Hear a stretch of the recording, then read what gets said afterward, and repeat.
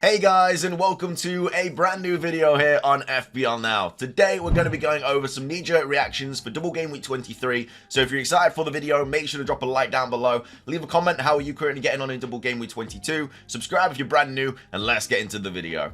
So, starting things off, before we get into the knee-jerk reactions for Double Game Week 23, just going to do a quick update on how I'm currently getting on in Double Game Week 22, and I've finally had a very good game week. It feels like a long time since I've said those words. I'm on the back of like 9-10 red arrows. Again, not crazy red arrows. It's usually like a 5k drop in rank every single week, but now my rank has absolutely shot up. I'm up to like 52k or something. I'm on 80 points with a game week rank of 114k. My transfers generally couldn't have gone better this week. I did take De Bruyne out and Almiron out for Fernandes and Ødegaard. Ødegaard again didn't really get anything, but now I've got him ready for the double. And then yeah, De Bruyne only getting 1 point against Spurs, whereas I brought in Fernandes who got 10 and still has another game week as well. Generally couldn't have gone better. I mean, De Bruyne and Mahrez owners were so unlucky. To be fair, there was a lot of unlucky owners this week. If you had Martinelli, you were unlucky. He came off on like the 59th minute. I think Reece James came off on like the 59th minute. And then yeah, Mahrez came off on like the 58th minute. And yeah, De Bruyne obviously got benched. So there was some really unlucky benchings and subs this week. Again, I'm a Martinelli owner.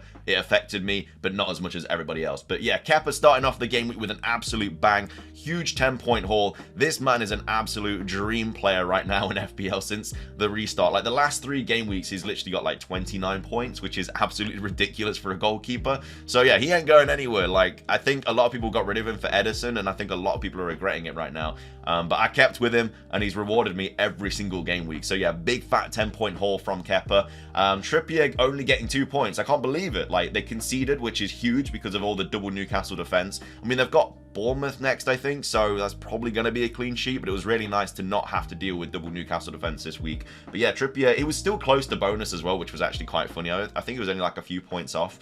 But yeah, he got 2 points. Shaw getting 5 points. Could have been a lot higher, because obviously they had like a clean sheet going for a while, and then obviously the red card and stuff with Casemiro, but he did still get the assist, so he did still come out with 5 points, and then again still has Leeds at home.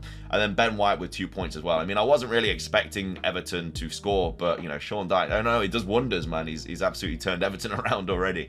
So yeah, very interesting. But I guess everyone lost this week. Like obviously City lost this week, Arsenal lost this week. So it was actually a really good week for like United fans and like Spurs fans and stuff. But either way, the back line, the midfield is where all the points happened really. Rashford with 36 points. Finally had a triple captaincy that's gone well, and he still has a game left against Leeds at home. And I'm expecting something there as well, whether it's just an assist or a goal. It'd be absolutely massive, and I've finally had a good triple captaincy, so hopefully if he can replicate what he did against Crystal Palace, then my lord, we are going to be feasting the triple captain owners of Rashford. And then Fernandes getting me 10 points as well. Like, that start of that game couldn't have gone better. Like, Rashford getting the assist, Fernandes taking the penalty, absolute dreamland. And then yeah, Ødegaard with 2 points, Martinelli got 1 point. Again, my transfers are completely different now from what I was going to do. Originally, I was going to get rid of like Bruno and bring in like De Bruyne and also bring in Ake for Cancelo. But now, you know, there's so many different directions I can take. I've only got 1 free transfer, so I think I will be taking a hit this week. And I think I'm going to be getting rid of Martinelli for Saka. And then I might just be bringing in like Ake or something and just not have triple City, because I just don't know, like Mahrez and De Bruyne. I think De Bruyne shouldn't get benched, but at the same time, I think there's so much rotation in that City side, and I don't really want to triple up on them. And I know they've got like Forest and Bournemouth after that, but with those games, like anyone could get benched. Like generally, it's such a headache at the moment, so I don't know if I want to be dealing with that. But either way, that was the midfield, and then up top, Mitrovic got 2 points, which again, I wasn't really expecting anything from that game. He did nearly score on like the halfway line or something, but luckily it was an extra save point for Kepa. And then King Kane getting 8 points. I just always had the feeling he was going to score against City. He just loves it. He just loves scoring against City. It's just City's bogey team. Like Spurs, just I don't know. Every single season they just cause them trouble. So yeah, nice 8 points there from Kane, and then Haaland getting 2 points, which was also perfect because a lot of people captained him. So generally, this game week, everything really went well. I mean, it could have gone a lot better with like White getting a clean sheet and maybe Ødegaard scoring. That would have been absolutely dream world. But I mean, I cannot complain. A game week rank of 114k with 3 players still to play and my triple captain. Like, I'm expecting 100 points this week, but we'll have to wait and see. And then obviously the bench, Ward got 2, Pereira got 2, and then, yeah, Cancelo and Patterson not playing. So that's how I got on in game week 22 so far. Let's move on to the knee-jerk reactions for double game week 23. And the most transferred player in so far is Matoma. I mean, this is a risky transfer in my opinion. I feel like you only bring him in now because you're only going to have him for game week 23 and game week 24 because he blanks in 25.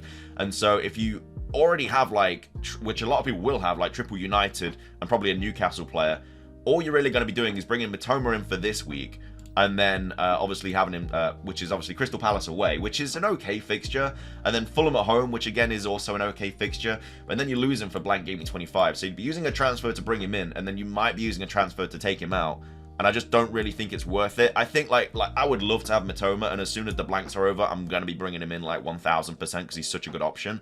But at the same time, I think now if you've not got him yet, I think you should just like not deal with it because it's just going to cost a transfer to bring him in and then a transfer to take him out. Unless you take out someone like Bruno or something, but Bruno's also already got good fixtures and stuff. So you just, I don't know, I think the blank is very close now, so you kind of have to take that into account with these transfers. Your transfers now should be like mainly to attack the doubles, but also to be setting your team up for game week 25. If you're not free hitting and stuff, then you should be kind of thinking about potentially not bringing in players that are going to blank and start, you know, maybe save a transfer this week if you've already got triple Arsenal and City, and then you can use that to take out, you know, United players or a Newcastle player or a Brighton player or a Brentford player, because a lot of people have like Tony and like Ben Mee and stuff like that. So there is a lot of players, like big team players, that are blanking. But anyway, Matoma is the most brought in player. I mean, he is hauling like every single game week. Fair play if you do have him, if you did get on him early. If you've got him now, obviously hold until like game week 25. But yeah, if you don't have him, I think bringing him in is the best idea.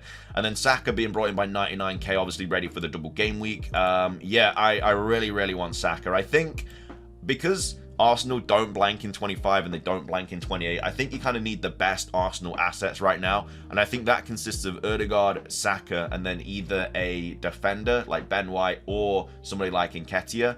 I think Martinelli, I think even for a hit this week, I think it's worth getting rid of him. I think I'm going to get rid of him for a hit this week. I think I'm going to be bringing in Saka for him, just simply because he is a really nice budget enabler, but at the same time, he's going to be such an issue if he's going to be getting brought off before like 60 minutes every single game. And he might even start getting to the start, to the time where he doesn't even start. Like maybe in the double, he might not even start both games. Like Trossard could easily start one of those games. So I think Saka, who potentially is still on penalties as well if Jorginho's not on the pitch, we'll have to wait and see what happens, even though he hasn't had a penalty in forever.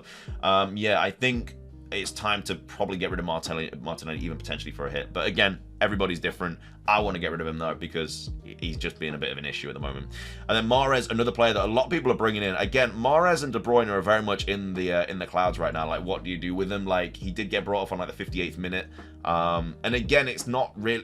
I think some people are thinking it might have been like for rest, but I feel like as a manager, if you're 1-0 down, you're not taking off one of your best goal scorers for rest. Like, you need to score. So yeah, honestly, I think one of the better City options at the moment is generally Grealish. He seems to be starting like every single game. He's going under the radar, and Pep's comments were really good. He said that Grealish is becoming a regular starter because of his assists and his goals and the way he's playing. So Grealish might even be a little bit better, but again, that might be a little bit crazy. But I don't know, that's just what he's been saying, and he has been starting like every single game. And then Ødegaard been brought in by a lot of players, and then Rashford as well. I mean, obviously Rashford's a great player, like such a good option to have. But again, if you don't already own him, and you're not like got enough players for game week 25, you shouldn't really be bringing in like United players, Brighton players, Newcastle players, stuff like that. It's just one of those, like, you're just gonna have to get rid of them in 25 or just not have them play. So yeah, that's just my 2 cents on the situation. But either way, they are the top transferred in players for double game week 23 so far. I'm really surprised that a double game week player isn't at the top of that list, by the way. I suppose it's because a lot of people already do own triple Arsenal, triple City. But either way, let's move on to the most transferred out players, and then Cancelo, top of the list. Again, I'm getting rid of Cancelo this week.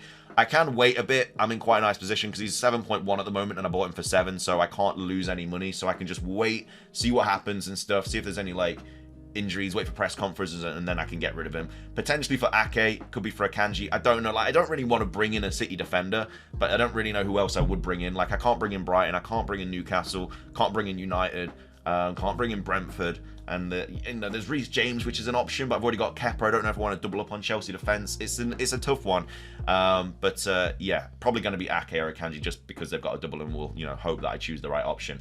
Almiron being brought out by over 100,000 managers. I think his stats this week were generally woeful. I think his XG was like 0 and his expected assists were like 0.05.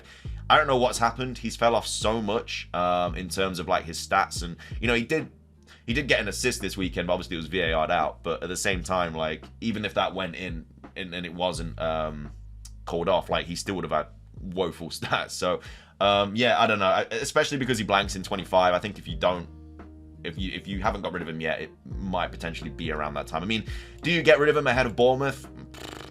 I don't know, it's a tough one. I mean, definitely for 24. I mean, Liverpool at home, to be fair, he could easily score in that game. Liverpool shouldn't really be a 4 fixture rating right now, but yeah, to sell before Bournemouth away could be a bit tricky. But you know, if you do need to get rid of him for other players for like a doubler or something, I'd 100% go that way.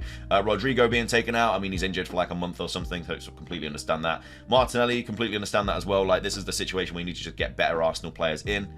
It feels so annoying having to get rid of a double game week player for a double game week player for a hit. Like, that's literally what I'm doing this week, and it just, the idea of it just doesn't sound smart at all.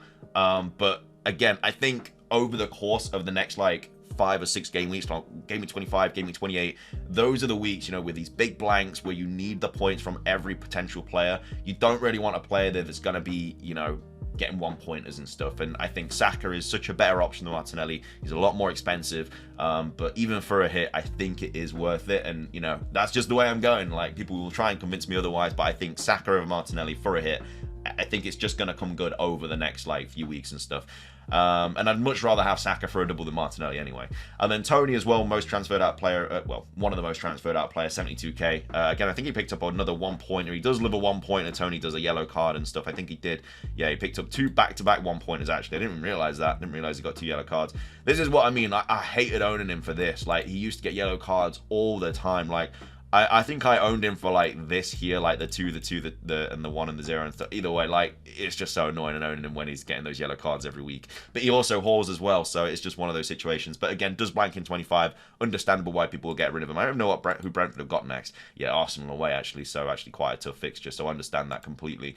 But they are the most transferred in and out players for game week, double game week 23. Let me know how you're getting on in double game week 22. What transfers are you thinking of making for the next week? Subscribe if you're brand new. Ring the notification bells. Everything from me. Have a fantastic rest of your day. And until next time, peace.